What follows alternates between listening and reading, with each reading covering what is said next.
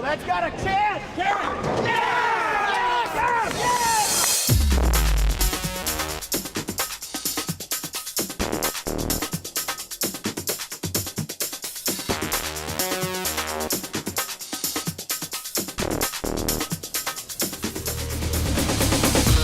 Every year, the USBC Open Championships draws tens of thousands of bowlers to compete in one of the most prestigious competitions in the sport.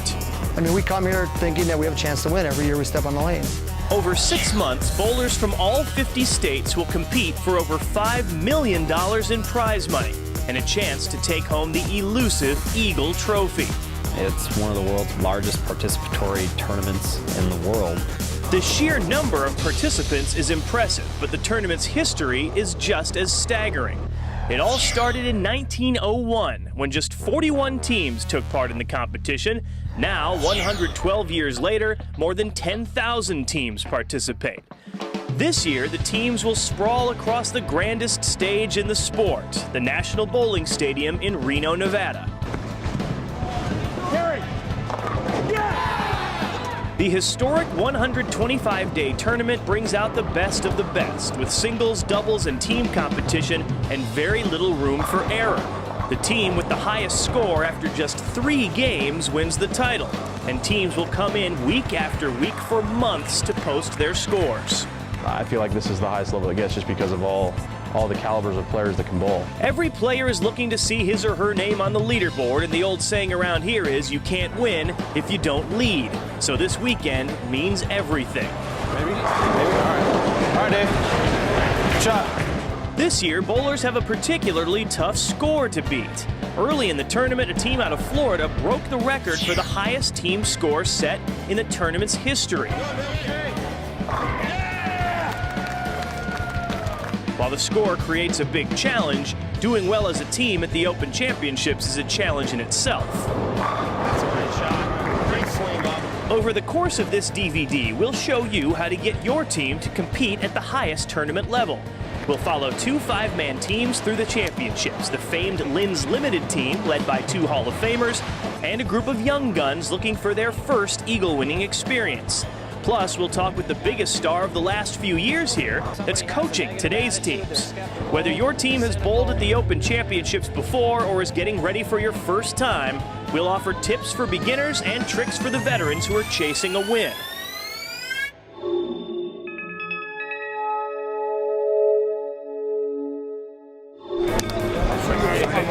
Let's meet the team that has the experience and knowledge to boost your squad's performance at the next championship.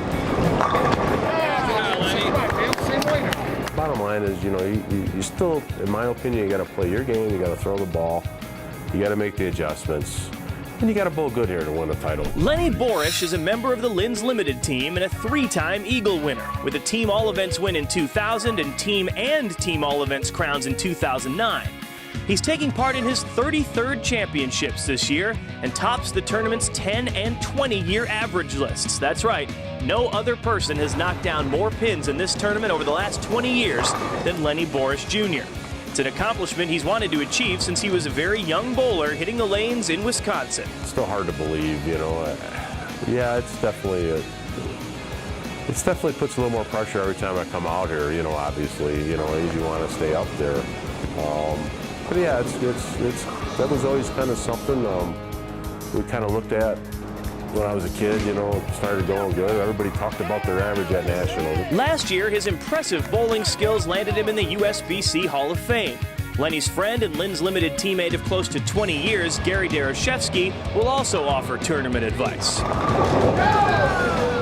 Equipment's important. Make sure you have fresh equipment and work together as a team. You can definitely throw some scores out here. Gary Darashevsky started bowling the Open Championships in 1979. Through the years, Darashevsky has earned 6 Eagles.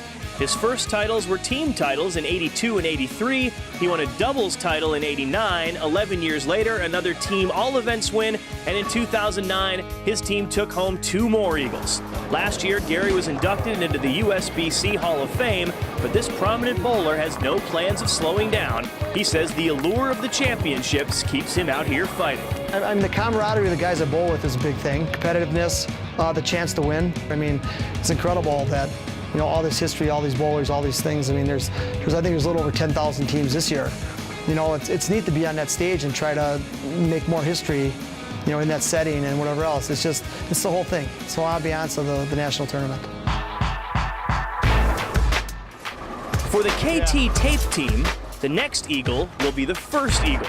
PJ Haggerty is a key part of this group of younger, high-end bowlers.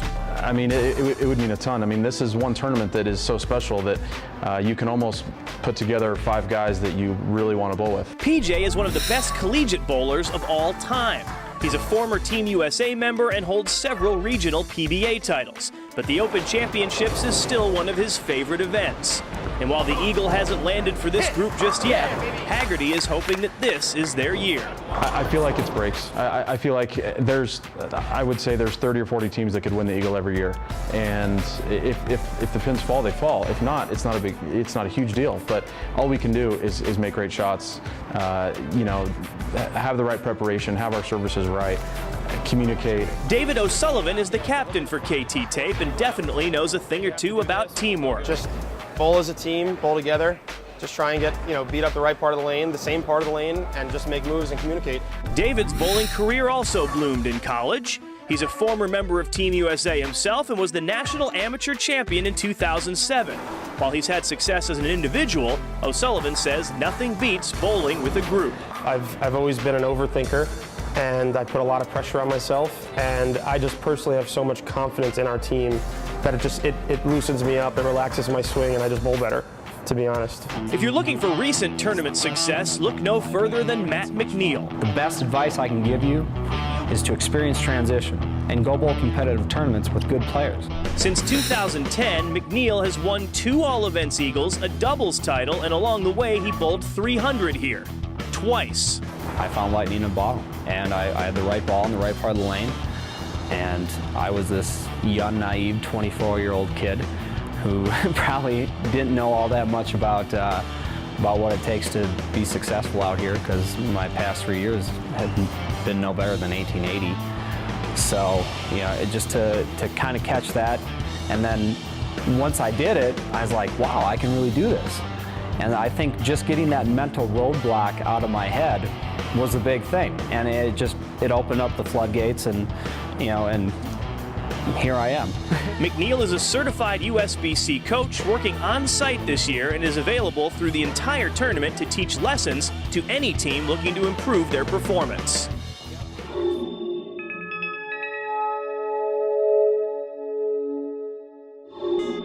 The first thing you'll want to do is get a look at the oil pattern. It's released a few days before the tournament begins, so bowlers can get an idea of what to expect.